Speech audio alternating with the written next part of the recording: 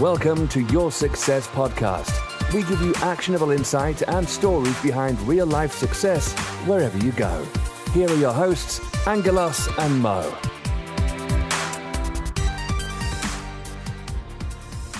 Welcome to Your Success Podcast. I'm Angelos. And I'm Mo. And today we're speaking with Richard Rayburn, a director at Langtown & Country, estate agent and lettings, who has literally decades worth of experience in the property market. We will be discussing the state of the property market from both a local and a national point of view. So hello Richard, and thank you for joining us. From your point of view, what do you think is the current state of the property market? Obviously we know the dreaded word Brexit is just around the corner. Are buyers or sellers holding off and waiting to see what happens, or what's your kind of feeling on it at the minute? Well, firstly, good evening. This year's been okay. It's been pretty healthy, actually. Our statistics have stayed pretty consistent. We do hear a few things nationally that things have slowed down a bit towards the end of the year, but again, it hasn't affected certainly the Southwest and certainly not the Plymouth market that we know of so well. So I would say, and also we're getting to that point now where we're heading into, well, obviously we're now middle of November, and things generally go quieter. So yes, we are seeing a slowdown, but again, I hate to say it, but I think news articles tend to focus on that when that's the norm every year. And even when you're having a really storming year, you always go quieter getting towards Christmas. It's a natural thing. So from that point of view, I'd say it's still relatively healthy. Yes, things are tough. Don't get me wrong. I'm not sitting here saying, oh, everything's flying out the door as soon as it comes on. But so long as you price things right, that is the main thing. And what we are seeing is where, again, some agents have maybe priced a little bit high. We're then having to correct those. And then when they maybe move agent, so hopefully move to ourselves if they haven't gone with ourselves initially, we are finding that correction then creates the interest and actually still gets the sales through. There is no problem at the moment with sales, and we really can't see things changing at the moment. So that's good. Is this the quietest part of the year? Yes, this traditionally now coming into the middle to end of November, going into December is where it really does quieten down. Then you find you go into the new year, everything picks up. The portals get their biggest hit rate, which is really interesting. Usually on Boxing Day. Whether people are bored or whatever's gone wrong, I don't know. But yeah, it's actually a traditional time of the year now where the portals do have a surge. So again, we make sure that the properties are being advertised at that time so that people can see then and they start planning again for the next year. And obviously the next year is going to be an interesting year. We have a few things going on. So out of curiosity, Rich, we've heard what the worst time of year is for a letting stroke estate agent. What's the best time of year? So best time of year, certainly on the sales side, is going into spring. And again, this is where a lot of the questions are coming in at the moment with Brexit happening around about the March date. So we know that's coming up, but will it affect the housing market? At the moment, the people we're speaking to are just saying, look, we've got to get on with things. Either our jobs are moving, therefore we've got to sell our property or rent our property, therefore we've got to buy somewhere else, or we've got to rent somewhere else. So again, this happened last time with the vote for Brexit. There was a lot of worrying bits and pieces, but actually the market carried on. So there might be a few ups and downs, but it also might be very much to do with maybe the London area having more ups and downs than maybe somewhere like the Southwest. So again, going back to the point, with the sales market, spring is always been traditionally the best time.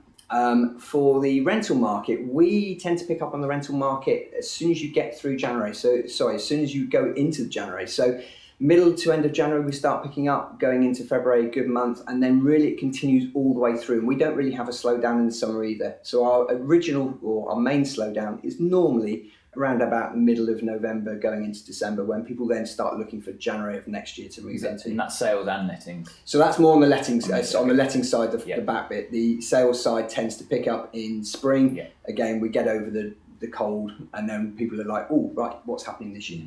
Okay. So we've got the age-old question, to rent or to buy, to misquote Shakespeare. What should young people be aiming for? Oh, I think it depends on the young person involved. Talking to young people, as we do, there are some who want to be on the housing market, but this is a tradition that's very much with ourselves here in the UK, is you've got to buy your own home. as you may or may not know, but Europeans, it's very much been they rent, and that is the norm. So I think what we are finding now is a lot of the younger generation, the Help to Buy and the first time buyer market has picked up this year, which is really good news, and that's good news for everyone involved. The government has put in different bits and pieces to help them. That's great, but there's still not a massive uptake. So therefore, we still have a lot of people who are younger who are starting off and saying, well, actually, no, look, we're quite happy renting, whether it's their first relationship to see whether it works out.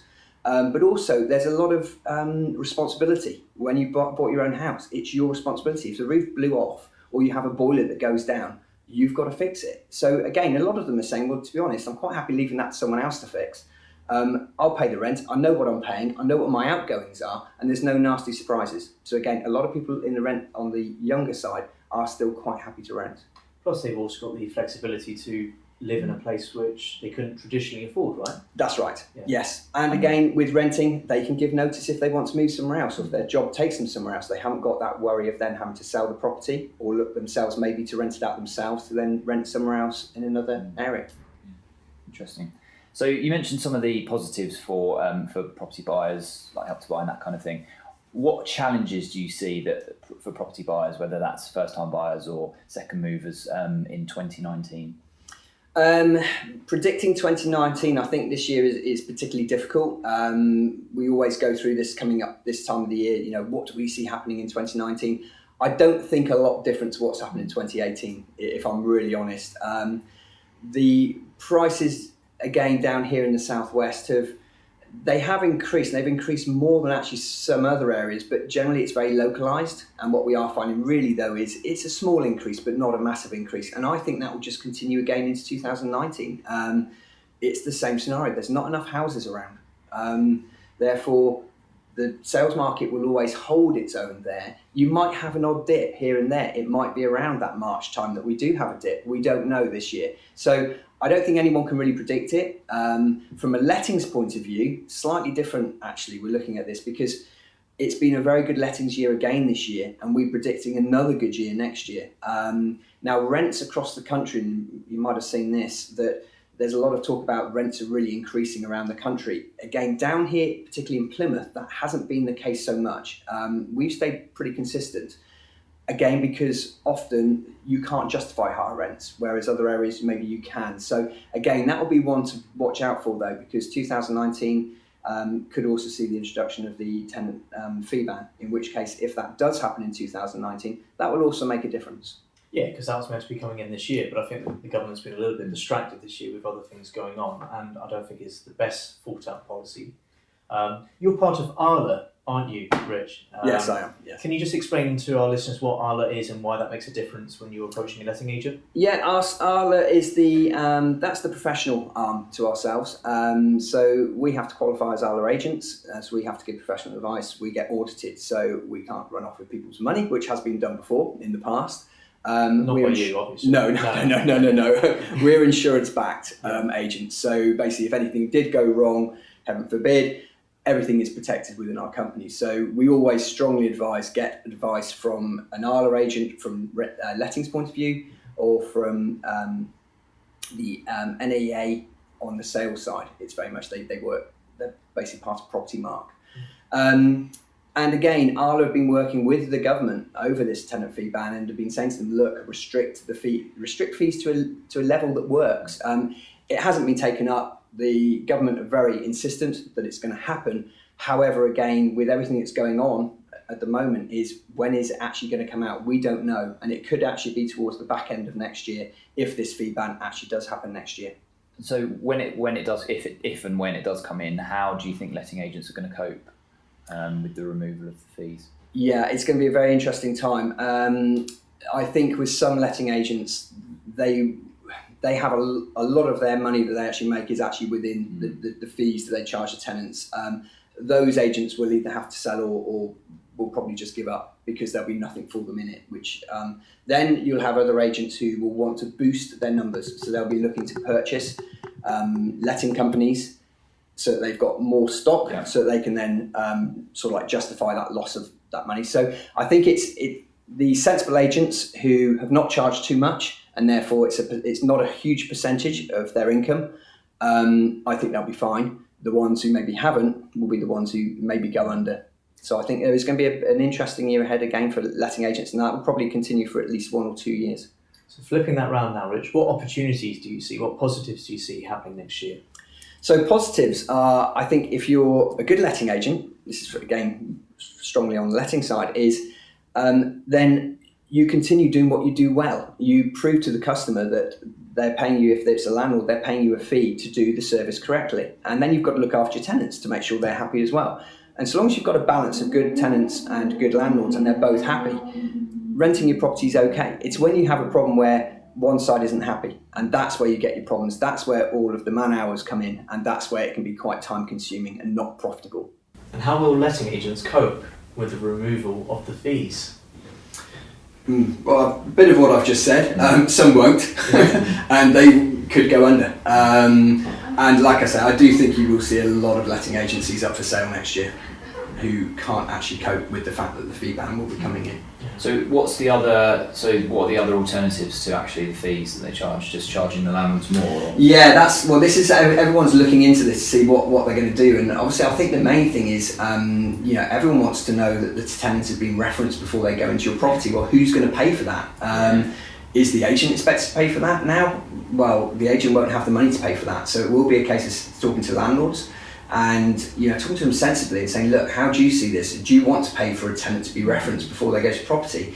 Again, it's going to be an interesting one. I think every agent's going to be looking at it differently. Certainly, I don't want to say too much about what we're doing because we've got an idea that we think will work and also won't cost our landlords any more money. So our landlords will be happy and they'll want to stay with us, and hopefully we'll get new landlords coming on board. Because that's ultimately what you want. You don't want to be passing on costs to landlords, do you? Because it will be the end customer that inevitably has to pay for any additional cost, whether it's in property or whatever industry it is, and that's the tenant. So ironically, the government, by introducing these changes where they're full-on blanket banning of all fees, could effectively push up rents. Yes, and this is what we've already seen this year. Everyone, again, it tends to be more outside this region at the moment, but the rents have been hiked up, and it is all in advance of what is going to happen. So I think that is going to be across the country. I don't think there'll be any area that the rents won't go up because it will be, well, you're not paying any fees to even be referenced, therefore the rents will have to increase on that level, which again is wrong. It's the wrong way round. Again, I don't think it's been looked at properly. I really think the government needs to be proactive with these things rather than reactive, and rather than trying to please a certain segment of the voting public, have a holistic view of the whole housing market and put in a decade or two long plan. But we seem to be lacking that kind of foresight at the moment, which I think is a real shame because ultimately it hurts everyone, and that's not what we want. So you mentioned about rents potentially going up. What about house prices themselves? How are you seeing them across both in the southwest and across the country? Again, we've seen certain areas where the house prices have gone up quite considerably. And actually, the southwest and Plymouth was actually on the board of the top 10, which is that's quite good, quite healthy. Other areas are some of the areas of the northwest as well. Liverpool, Manchester have certainly seen a rise, and Leeds and Luton as well in the southeast has been sort of like hit as the next hotspot. But Plymouth's still been there. It's been there now for a few years because generally our prices down here are still relatively low. And that's why I think we're still seeing the southwest. It's still relatively healthy. It's a decent market to be in. Yeah, well, that's really interesting. Just very quickly, Rich, how do people get in contact with you should they want to have a discussion with you or find out some more information about your services? Yeah, the best way is really either to find us on our website at www.langtownandcountry.com. Obviously to phone us, but we're pretty visible in most areas. Like, so you type in Lang Town and Country, we will come up. But also, myself personally, anything to do with investment, buy-to-let or just lettings generally, I actually like speaking to the customers. I'm more than happy to either visit them at their properties or if they want to come into here to the office, we could get the meeting room and actually I can discuss things with them to make sure they're doing the right thing. Make sure they're actually looking at, is it right to sell at the moment? Is it right to let your property? So just try and give an overall view on which way is probably best for them.